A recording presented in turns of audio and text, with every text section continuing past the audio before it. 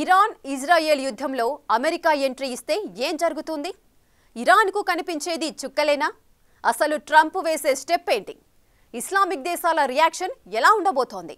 ఇవన్నీ ఇప్పటికిప్పుడు సమాధానం లేని ప్రశ్నలు. ట్రంప్ మాత్రం తాను ఏదో ఒకటి చేసి హైలైట్ అవ్వాలన్న ఆలోచనతో ఉన్నట్లుగా సిచ్యుయేషన్ చూస్తే అర్థమవుతోంది. అందులో భాగంగానే పాక్ ఆర్మీ చీఫ్ ఆసిమ్ మునీర్ను వైట్ హౌస్ పిలిపించుకొని చర్చలు జరపడం కీలకంగా మారింది.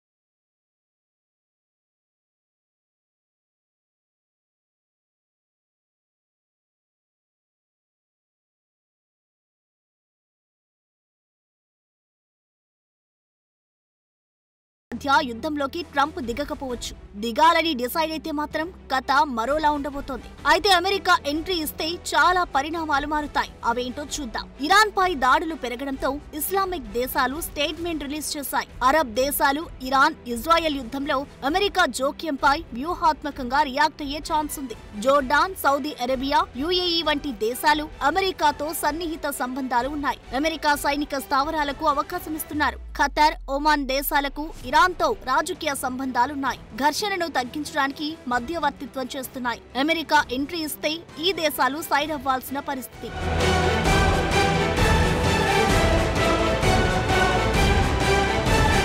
పాకిస్తాన్ చైనాతో సన్నిహితంగా ఉంది. అలాగే చైనా ఇరాన్ కు సపోర్ట్ ఇస్తోంది. అటు రష్యా కూడా సీజ్ ఫైర్ కు రెడీ అవ్వాలంటోంది. అమెరికా ఎంట్రీని తప్పుపడుతోంది. మరో విషయం, ఈ యుద్ధం ద్వారా ఇరాన్ లో పాలకుల్ని మార్చేసే వ్యూహం కూడా ఉంది. ఇరాన్ లో జనం స్వేచ్ఛ కోరుకుంటున్నారని, వారికి ప్రజాస్వామ్య లౌకిక దేశంగా ఉండాలనుకుంటున్నారంటున్నారు. పాలన మారితే ఒక సమస్య, మారకపోతే అణ్వాయుధ ప్రయోగాలపై స్పీడ్ పెరుగుతుందన్న వాదనలు ఉన్నాయి. అటు ఇజ్రాయెల్ కు అమెరికా దీర్ఘకాల మిత్రదేశం. సైనిక సహాయం, రాజకీయ మద్దతు అందిస్తోంది. ఇజ్రాయెల్ దాడుల్లో అమెరికా నేరుగా పాల్గొనకపోయినా ఇరాన్ క్షిపణులను అడ్డుకోవడానికి సైనికం సహాయం అందిస్తోంది. ట్రంప్ ఇజ్రాయెల్ కు బలమైన సపోర్ట్ ఇస్తున్నారు. ఇజ్రాయెల్ దాడులను మెచ్చుకుంటున్నారు. ఫోర్డో న్యూక్లియర్ సైట్ పై దాడి చేయడానికి ఇజ్రాయెల్ చేసిన రిక్వెస్ట్ ను పరిశీలిస్తున్నారు. ఇందుకోసం భారీ బాంబును ప్రయోగించాల్సి ఉంటుంది. అది జరుగుతుందా లేదా అన్నది కొద్ది రోజుల్లోనే క్లారిటీ రానుంది. ఇరాన్ కు రష్యా, చైనా మద్దతు ఇస్తున్నాయి. రష్యా అధ్యక్షుడు పుతిన్ ఇరాన్ ఇజ్రాయెల్ సంఘర్షణలు మధ్యవర్తిగా ఉండడానికి సిద్ధంగా ఉన్నారని యుఏఈ అధ్యక్షుడితో చర్చించారని రిపోర్ట్స్ చెబుతున్నాయి. ఇరాన్ ఇజ్రాయెల్లోని తమ పౌరులను ఖాళీ చేయాలని చైనా, జపాన్, భారత్ సహా చాలా దేశాలు ఇప్పటికే స్టేట్మెంట్లు రిలీజ్ చేశాయి. తమ పౌరుల్ని సురక్షితంగా తరలించేందుకు వాటికవే ఏర్పాట్లు చేసుకుంటున్నాయి. ఇప్పటికే చాలా మందిని దేశాలు దాటించేశాయి కూడా. ఎందుకంటే పరిస్థితులు చూస్తుంటే యుద్ధం అనివార్యంగా కనిపిస్తోంది. నెక్స్ట్ ప్రాణ నష్టం భారీగానే ఉండే అవకాశం కనిపిస్తోంది. అందుకే జాగ్రత్తలు తీసుకుంటున్నాయి. Russia, China, Pakistan, Algeria UN security council emergency meeting పెట్టాలంటున్నాయి. సో ఫైనల్ గా అమెరికా జోక్యం అరబ్ దేశాల్లో ఆందోళన కలిగిస్తోంది.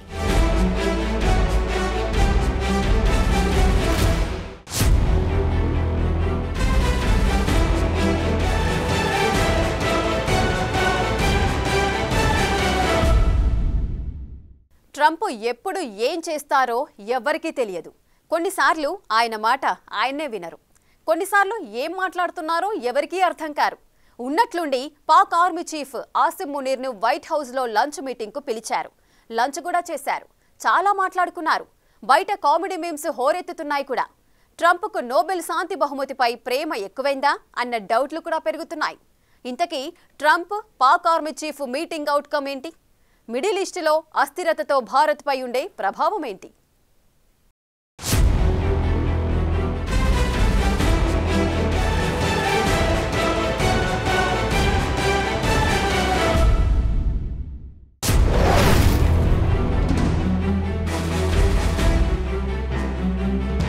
అన్ని ఒకెత్తు పాక్ ఆర్మీ చీఫ్ ఆసిమ్ మునీర్ను వైట్ హౌస్ లో లంచ్ కు ట్రంప్ ఆహ్వానించడం మరో ఎత్తు. ఈ భేటీ వెనుక బహుముఖ రాజకీయ వ్యూహాత్మక ఉద్దేశాలున్నాయంటున్నారు. ముఖ్యంగా ఇజ్రాయెల్ ఇరాన్ సంఘర్షణ, దక్షిణాసియా స్థిరత్వం, నోబెల్ శాంతి బహుమతిపై ట్రంప్ ఆశపడటం వంటివెన్నో ఉన్నాయి. ట్రంప్ ఒక్క మాట చెబితే తలూపటానికి పాకిస్తాన్ రెడీగా ఉంది. అందుకోసమే లంచ్ మీటింగ్ అంటున్నారు. పాకిస్తాన్ ఇరాన్ తో దాదాపు 1000 కిలోమీటర్ల సరిహద్దును పంచుకుంటుంది. పైగా ఇరాన్ కు పాక్ సపోర్ట్ కూడా చేస్తోంది. ఇజ్రాయెల్ దాడులను సార్వభౌమత్వ ఉల్లంఘనగా ఖండించింది కూడా. ట్రంప్ ఇజ్రాయెల్ కు మద్దతిస్తుండటంతో ఇరాన్ కు పాకిస్తాన్ మద్దతును తగ్గించేలా ఒత్తిడి చేయడానికి లేదా తటస్థ ధోరణిని అవలంబించేలా ప్రయత్నించే ఛాన్స్ ఉంది. ఇరాన్ పై దాడుల కోసం పాకిస్తాన్ ఎయిర్ బేస్లను ఉపయోగించే అవకాశాన్ని ట్రంప్ పరిశీలిస్తున్నారని, బదులుగా పాకిస్తాన్ కు అమెరికా ఎయిర్ డిఫెన్స్ సిస్టంలను అందించొచ్చన్న వాదనలు పెరుగుతున్నాయి. ఇంత చేసి ఈ మీటింగ్ లో మునీర్ ట్రంప్ ను నోబెల్ శాంతి బహుమతికి నామినేట్ చేయాలని పిలుపునిచ్చారని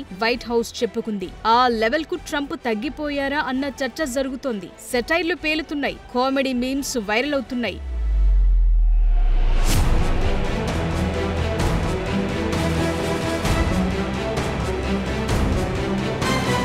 తాను నోబెల్ శాంతి బహుమతికి అర్హుడని, కానీ దాన్ని తనకివ్వరని పలు సందర్భాల్లో ట్రంప్ కామెంట్ చేశాడు. అది చాలా బాధాకరమని కూడా చెప్పుకున్నాడు. అంతేకాదు, ఇటీవలి భారత్ పాక్ ఉద్రిక్తతలను, యుద్ధాన్ని తానే ఆపానని చాలా సార్లు ట్రంప్ చెప్పుకున్నారు. క్రెడిట్ తీసుకోవాలని ప్రయత్నించారు. తాను చెప్పినట్లు వినకపోతే భారత్ పాక్ మధ్య అణుయుద్ధం జరిగి ఉండేదన్నారు. అయితే ఈ విషయంలో భారత్ నుంచి ట్రంప్ కు గట్టిగానే కౌంటర్లు పడ్డాయి. తమ మధ్య మూడో దేశం మధ్యవర్తిత్వం అవసరం లేదని మోదీ ట్రంప్ కు డైరెక్ట్ గా చెప్పేసరికి ట్రంప్ కూడా మాట మార్చారు. ఆ యుద్ధం ఆపింది తాను కాదన్నారు. ఇప్పుడు మ్యాటర్ మరోలా తిరుగుతుండటంతో ఇరాన్ పై యుద్ధానికే సిద్ధమవుతున్నారా అన్న చర్చ జరుగుతోంది.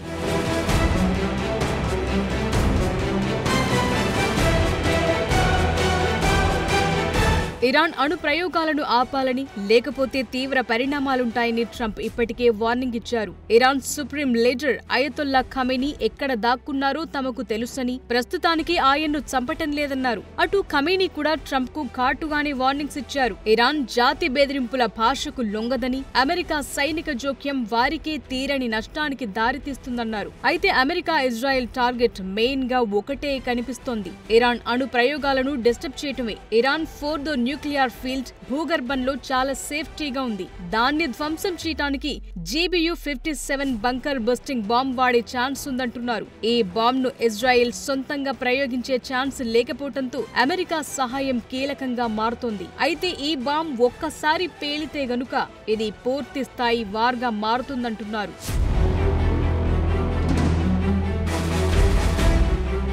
ప్రపంచంలో బంకర్లను బద్దలు కొట్టే అతి పెద్ద బాంబ్ ఇదే. ప్రస్తుతం అమెరికా దగ్గర మాత్రమే ఉంది. 13,600 కేజీల బరువుండే ఈ ఆయుధం టార్గెట్లపై ఖచ్చితత్వంతో దాడి చేయగలదు. ఇరాన్ పర్వత ప్రాంతాల్లోని భూగర్భంలో బాగా లోతులో ఉన్న ఫోర్దో యురేనియం శుద్ధి కేంద్రంలోకి ఇది చొచ్చుకుపోతుంది. అమెరికా ఇప్పటి వరకు ఈ వెపన్ ను ఇజ్రాయెల్ కివ్వలేదు. నెక్స్ట్ ఇస్తుందా లేదా అన్నది మరికొద్ది రోజుల్లోనే క్లారిటీ రాబోతోంది. 6 మీటర్ల పొడవుండే ఈ బాంబ్ పేలటానికి ముందు భూ ఉపరితలం నుంచి 200 అడుగుల లోతుకు చొచ్చుకుపోతుంది. ఒకేసారి వరుసగా చాలా బాంబుల్ని ప్రయోగిస్తే అవి భూమి లోపలకు వెళ్లి పేలిన ప్రతిసారి చాలా లోతుకు డ్రిల్లింగ్ చేస్తాయి. ఈ బాంబ్ ను బోయింగ్ సంస్థ తయారు చేసింది. ఇప్పటి వరకు ఏ యుద్ధంలోనూ దీన్ని వాడలేదు. మదర్ ఆఫ్ ఆల్ బాంబ్స్ అని దీనికి పేరు. అంటే ఎంత పవర్ఫుల్ అర్థం చేసుకోవచ్చు. అయితే ఈ బాంబ్ ను ఇప్పటి వరకు ప్రయోగించకపోవడంతో ఇది పని చేస్తుందా లేదా అన్న డౌట్లు కూడా ఉన్నాయి.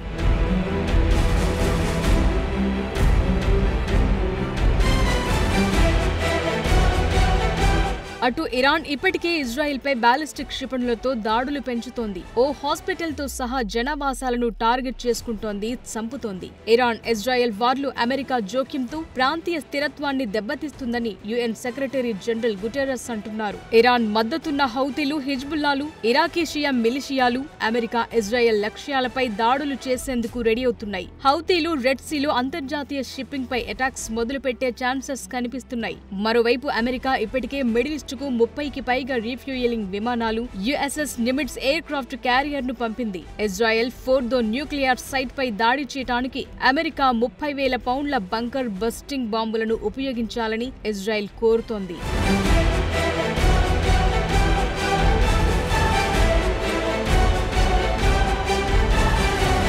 అమెరికా అధ్యక్షుడు డొనాల్డ్ ట్రంప్ మొదట యుద్ధంలో జోక్యం చేసుకోమని చెప్పినప్పటికీ ఇటీవల ఇరాన్ ఆకాశంలో పూర్తి నియంత్రణ తమది అని, ఇరాన్ పూర్తిగా లొంగిపోవాలని ఇటీవలే పోస్టు చేశారు. ఇరాన్ మిడిల్ ఈస్టులోని ఆయిల్ ఎగుమతులకు కీలకమైన హర్ముజ్ జలసంధిని మూసివేస్తే ఆయిల్ ధరలు రికార్డ్ స్థాయిలో పెరుగుతాయి. ఇజ్రాయెల్ ఇప్పటికే ఇరాన్ ఆయిల్ ఇన్ఫ్రాస్ట్రక్చర్ పై దాడులు చేస్తోంది. దీంతో గ్లోబల్ ఆయిల్ సప్లై పై ఇప్పటికే ప్రెషర్ పెరిగింది. హౌతీలు రెడ్ సీలో షిప్పింగ్ పై దాడులు చేస్తే అంతర్జాతీయ వాణిజ్యం తీవ్రంగా దెబ్బతింటుంది. దీనివల్ల భారత్, చైనా వంటి దేశాల ఎగుమతులు, దిగుమతులు ఆలస్యమవుతాయి. అమెరికా దాడులు పెరిగితే టెహ్రాన్ వంటి సిటీలో జనాల మరణాలు పెరిగే అవకాశం ఉంది. న్యూక్లియర్ సైట్లపై దాడులు రేడియేషన్ లీక్లకు దారితీస్తాయి. ఇది ఇరాన్, పొరుగు దేశాల్లో అనారోగ్య సమస్యలకు కారణమవుతుంది.